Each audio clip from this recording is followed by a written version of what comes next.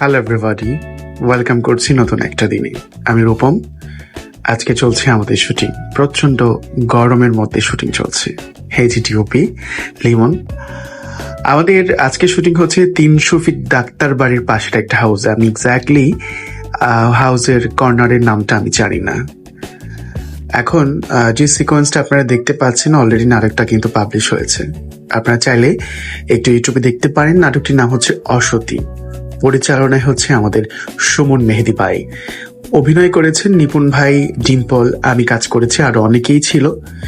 এবং আরেকটা উল্লেখযোগ্য চরিত্র হচ্ছে বাংলাদেশের যাকে হল নায়িকা হিসেবে চিনি, তিনি হচ্ছেন রিনা খান। আমার প্রথম কাজ রিনা খান আন্টির সাথে। ভীষণ চমৎকার, ভালো একটা মানুষ। আমি ছোটবেলা যখন ওনার সিনেমা দেখতাম মনে হতো যে মানুষটা ভীষণ ভয়ঙ্কর একটা মানুষ, কিন্তু না, তার সাথে মিশে কাজ করে আমার কাছে যেটা মনে হয়েছে উনি খুব বন্ধু সুবল একজন মানুষ। দারুণ একটা সময় কাটিয়েছি আমরা ওনার সাথে। প্রচন্ড গরম ছিল, মাঝে মাঝে মনে হচ্ছিল জীবনটা বের হয়ে যাচ্ছে, কিন্তু এটাই তো আমাদের জীবন। পুলিশ চরিত্রে অভিনয় করেছেন আমাদের আরো কিছু বন্ধু। ভীষণ ভালো ছিল ওই কাজটা। এই যে রিনা খান আন্টি, আপনারা ওনার অনেক সিনেমা দেখেছেন এবং এখন নাট্যাঙ্গনে প্রচুর নাটকও করছেন। যেটা বলতে চাই সেটা হচ্ছে আমাদের নাটকটি যেহেতু ইউটিউবে আছে, আপনারা চাইলে কিন্তু একবার ঢু মেরে দেখে আসতে পারেন। নাটকটির নাম হচ্ছে অসতী। বিন্দু ভীষণের একটা ইউটিউব চ্যানেলে নাটকটি পাবলিশ হয়েছে।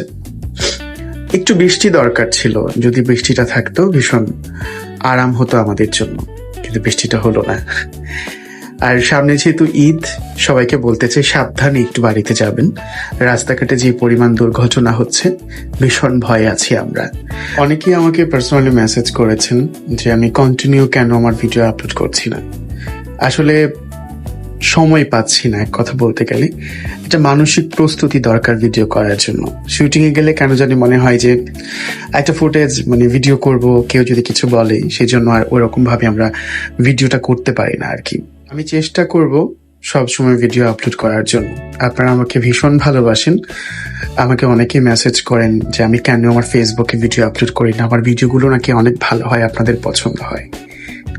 ও আরেকটি কথা, আপনারা অনেকেই আমাকে জিজ্ঞাসা করেছেন যে আমার মিনু, আমার বিড়াল মিনু কেমন আছে এখন। আসলে মিনুর তো 3 বার সার্জারি হয়েছে। আলহামদুলিল্লাহ আগের চাইতে এখন অনেকটা বেটার, এখন সুস্থ আছে। তারপরে কন্টিনিউ ডাক্তারের পরামর্শ অনুযায়ী ওর ইনজেকশন চলছে, অ্যান্টিবায়োটিক ইনজেকশন। আমি আশা করছি আমার মিনু আগের চাইতে অনেকটা বেটার। আপনাদের সকলের দোয়া ভালোবাসে।